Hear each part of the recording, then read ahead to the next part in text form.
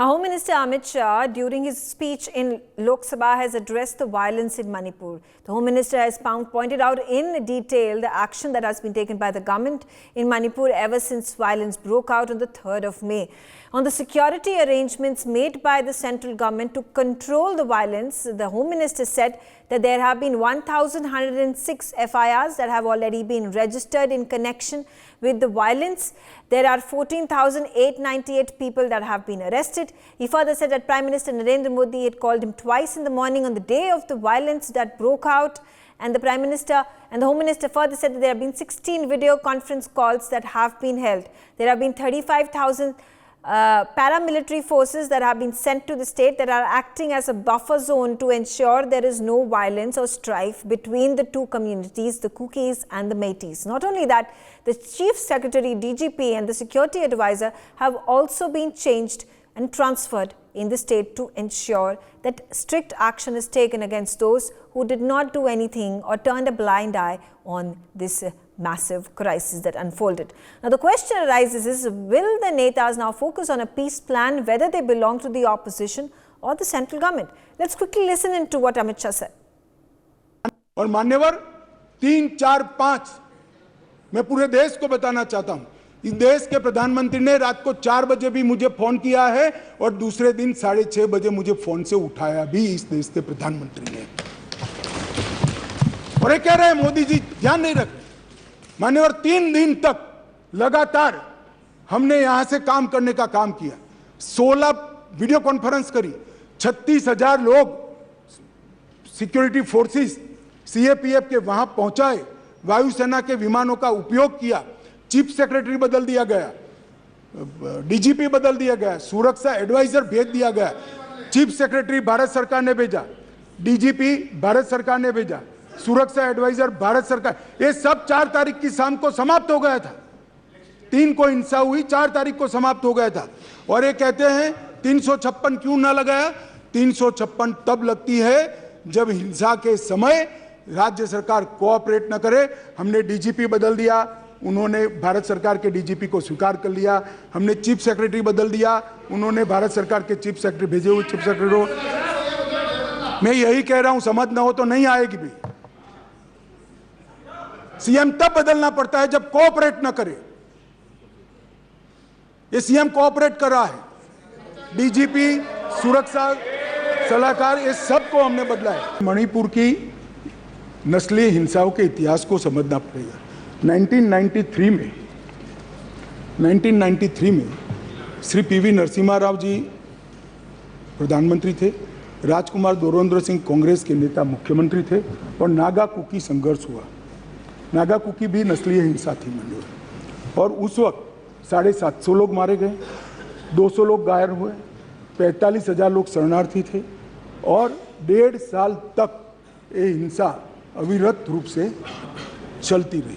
अब ये कहते हैं प्रधानमंत्री जी क्यों नहीं बोले? भाई 700 लोग मारे गए थे, 200 लोग घायल हुए, 45,000 लोग शरणार्थी बने। आपको मालूम है जवाब किसने दिया? मान्यवर, इनको मालूम है जवाब किसने दिया? MOS राजेश पायलट ने। और ये मुझे नहीं बोलने देते। मान्यवर, इतनी जघन्य घटना हुई, भारत सरकार से किसी ने मुलाकात की क्या था? ट्राइबल मिनिस्टर गया? ना जी। समाज कल्याण विभाग के मंत्री गए? ना जी। होम मिनिस्टर का question does not arise. MOS गए? ना जी। और ये पूछते हैं हमें कि प्रधानमंत्री क्यों नहीं गए? अरे भाई, आप जरा देखिए कि नस्लीय हिंसाओं का इतिहास, मैं पूरा बताता हूँ इतिहास, मुझे जल्दबाजी नहीं है, बड़ा महत्वपूर्ण मुद्दा है, मुझे पूरा बताना है इतिहास। संसद के अंदर विपक्ष बोलते बोलते थक गया, गृह मंत्री जवाब देने के लिए खड़े नहीं हुए, MOS ने जवाब दिया मान्यवर, और ये लोग प्रधानमंत्री जवाब दे वो मांग से पूरा पार्लियामेंट होल्ड करे हुए। All right, we heard it from the Home Minister himself, speaking about all the actions and measures that have been taken to ensure that there is peace and calm that is maintained on a sustainable level for a long-term period in Manipur. I'm going to start my conversation with the Major G. Dwivedi. Now, amidst all this political back and forth that takes place in the Parliament, sir, and there have been continuous demands by the opposition leaders that the Prime Minister himself needs to speak.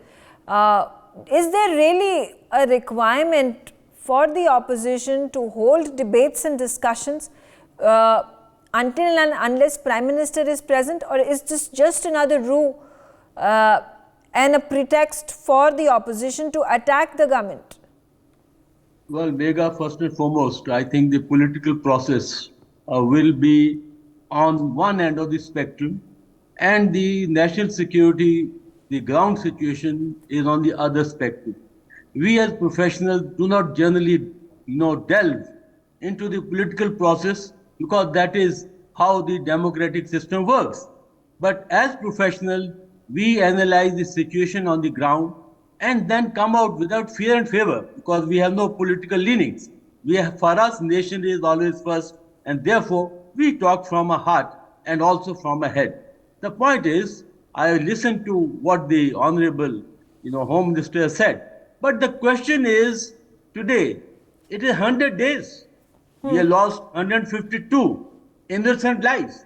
60,000 of our citizens are languishing in the relief camps in subhuman conditions. So obviously, the actions that have been taken has not delivered on the ground. That means that we need to relook at the whole issue differently. Please let me just make 2-3 quick points. Today, Manipur is fortified. It is armed to the teeth. There are about 4,000 arms which are with the both sides, one way or the other. And it is any time situation can take turns for the worse. There is a temporary lull. The unified or the headquarter is not effective. And obviously, there have been failure across the board, more at the state level, and we can't actually absolve the action of the center too little, too late. So therefore, I think time has come for the tough and a quick action, because otherwise situation will go out of hands. I recommend 3 important actions. One is current dispensation needs to have an immediate overhaul. Secondly, we need to redefine the roles of the security forces. Army must go and disarm these 4,000 armed people. The Assam Rifle must be in total support, and the local police must do the law and order. And third, very important is the borders, the China factor, and the cascading effect it will have on the other state. Today only, Mizoram is involved, but other states are very fragile, and this will have cascading effect. And last point, it gives a very poor image of our country in the global polity. We want to emerge as a global power, but this doesn't go well with our aspirations, Megha. Okay. All right, fair enough. B.L. Vora, in terms of the last point that was made by Major General Gigi Dwivedi, talking about how this showcases India in a bad light to the global community, there were also talks that were being made about an alleged conspiracy that may have been created to foment trouble in Manipur. Now, how do we tackle such a situation? Is it something that has happened? Has it been orchestrated? Has it been made big? And for that matter, in Haryana as well, right before the G20 summit of the heads of the states that takes place in September?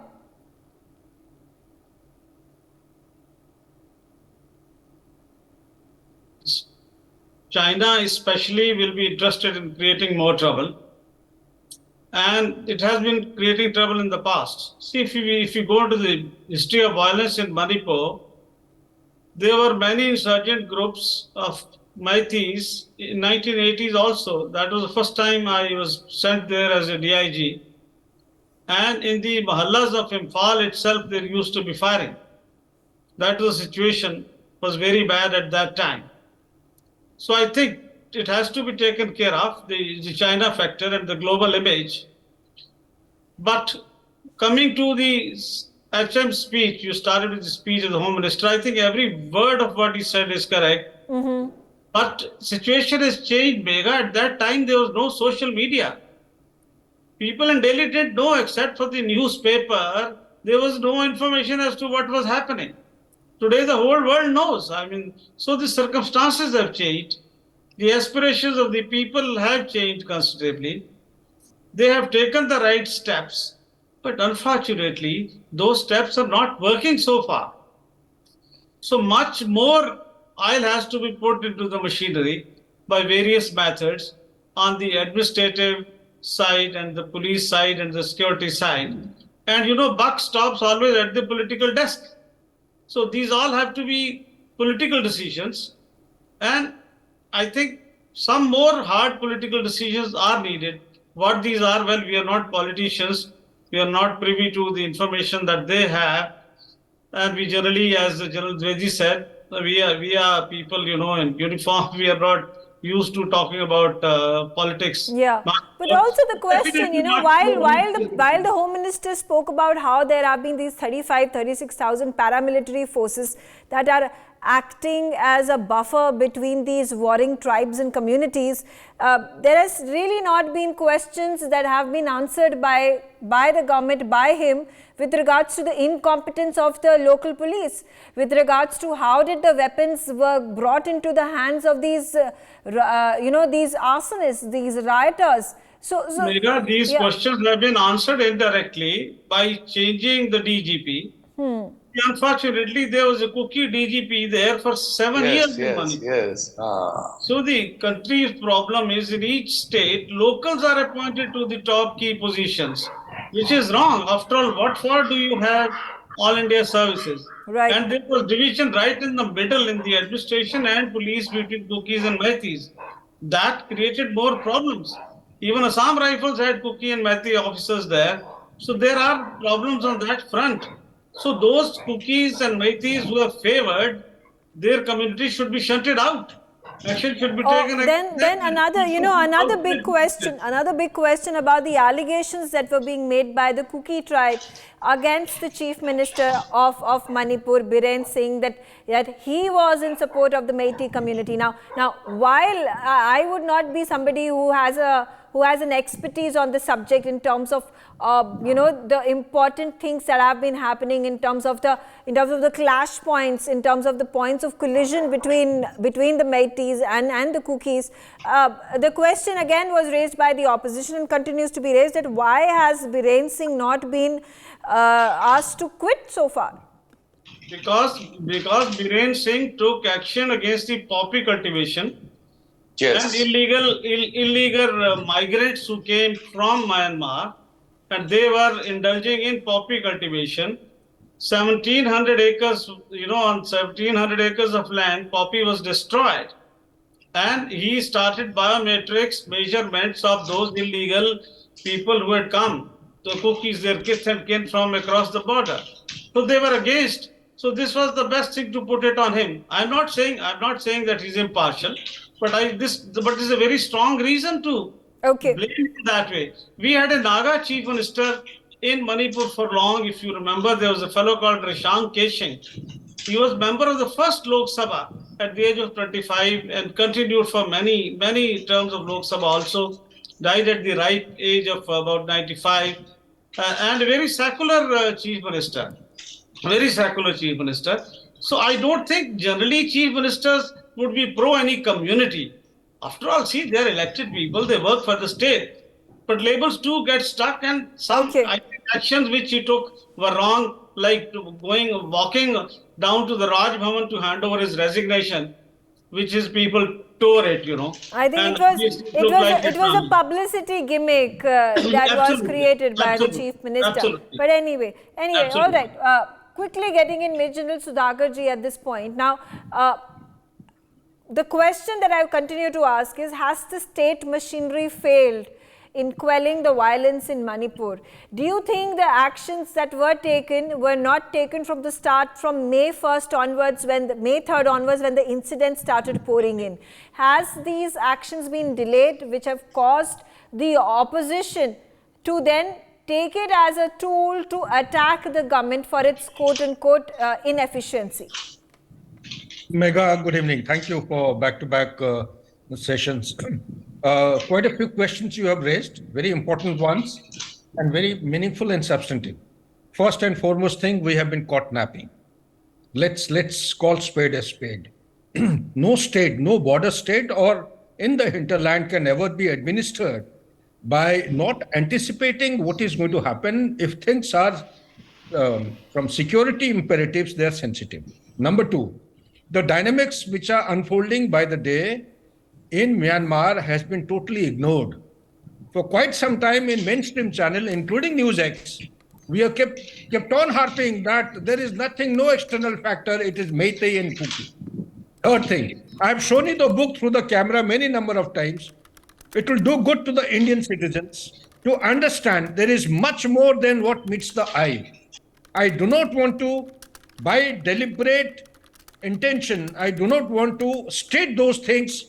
People should read this book. It will open up our eyes. What we are trying to discount are the main issues, why China has taken up trying to capitalize those issues against the government of India. Next point, it is not Manipur in isolation. It is India as a whole, which has been encircled by forces inimical, particularly China, by design. When I say by design, let's take our mind back to 3-4 days back. It was in the leading newspaper. It talked about United Front Work Department of the Politburo China. General Dibede will bear me out. He has been in China for an extended period. This department is meant for disinformation. It is meant for penetrating into the media houses and carrying out successful and effective influence operations, like one of the guys who has been apprehended yesterday and also has been investigated by the New York Times in their important columns. So although he has got Indian name, but virtually he's been bought by the Chinese money, and he's carrying out very effective, successful. Yeah, he's of a Sri Lankan descent. He's a New Yorker. He's a New Yorker, and he's a businessman. He's an entrepreneur. Megha. Yeah. Last point, Megha, if you allow me, please. Yes, I have been traveling. I just reached home half an hour back before your previous show started. So all I'm saying is there is a bigger game plan that we should be concerned about. It is not a spine. Mind you, Megha, what is happening in Thailand has got a direct bearing about an Act East policy getting nullified altogether. That trilateral highway of India, Myanmar and Thailand, which is around 1,700 odd kilometers. My friends, NDC batchmates have been telling me that 70% of the road is completed. But no, India will not get access into Southeast Asia, because if that happens, there will be an effective force to counterbalance China, which China is actually dreading today. And what is China wanting? China is wanting to have access into the Indian Ocean, which it is willy-nilly, more than the CPEC, along with the Pakistan. Actually, CMEC, he's been successful. There is another one that he's looking at. Why is he camping in Cambodia? Cambodia is because he's looking at the Kra Canal. Kra Canal we'll discuss whenever time permits separately. Right. But at the moment, to answer your question, Megha, we have failed the way we have anticipated the things. Number one, the state governance has utterly failed. Okay. It must be accountable. Okay. Number two, All the right. central government, you made your point, sir. Quickly get in, Dr. Rajesh. Rajesh, we're talking about politics. There are also geopolitics involved over here. There's also geostrategy. We've also come to talk about the porous borders. Does it come as a surprise to you that our borders along Manipur and Mizoram and other northeastern states have continued to be porous, even as we witness more and more of this infiltration, insurgency, and arms trade, and we talk about drug smuggling that is on an increasing trend in these places. And and should there be political will to allow for borders to be sealed over here? There have been statements that have been coming forth from the Home Ministers talking about how biometrics have been increased of all these infiltrators, of all these immigrants coming in from Myanmar. But what more can be done? Megha, first of all, I would say that it was a complete intelligence failure, because there were no intelligence inputs of what General Vora has said, what General Sudhakarji and General Dwivedi have said. Because if the government, both central and the state government, if they had previous inputs about such influence of foreign powers, then they could have taken some action. And second thing, what I would like to, why? Because I have passed my 12th class from Northeast, and from my birth to up to 12th class, I was in Northeast, and I have lived almost in every state. So what I have seen insurgency starting taking roots in Assam, and I had seen in my childhood days that the weapons, deadly weapons like AK-47s were there, and deadly pistols, Chinese pistols and foreign pistols were there in Manipur and Golden Triangle, which General Sudhakarji and General Dwivedi will agree with me, because there is an area called Golden Triangle, which is a free zone, which is, but there is no control of any government over that area, and that area is the hub. That is a hub, that is a nursery for all the activities of such activities. And what General Dwivedi, General Vora has recently said that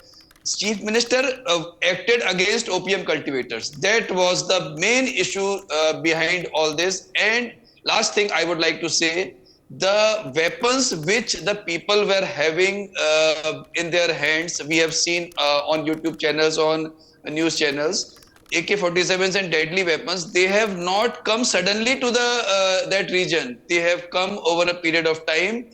And the last thing which I would like to say, that when Atal Bihari Vajpayee became Prime Minister, he had a vision. He started Look East policy. And for 10 years after his rule, 10 years that Look East policy was stalled. And again, this government started Look East policy. But before that, the policy was Forget East. And this is the biggest reason for every negative thing that has happened in Northeast. And one more thing I would like to, whenever I go to any college, or because we are not considering Northeast as the mainstream land.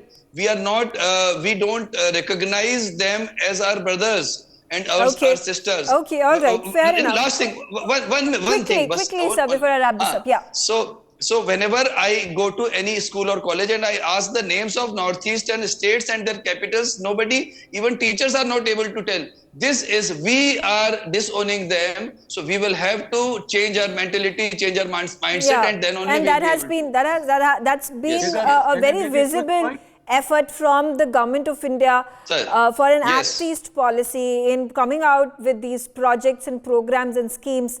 Connectivity, last mile connectivity is something that has been worked upon, not just spoken about, but also implemented on the ground. On that note, I'm out of time, but I thank all of you for joining me on the telecast, and thanks for watching NewsX. For more such videos, subscribe to the NewsX YouTube channel, hit the bell icon.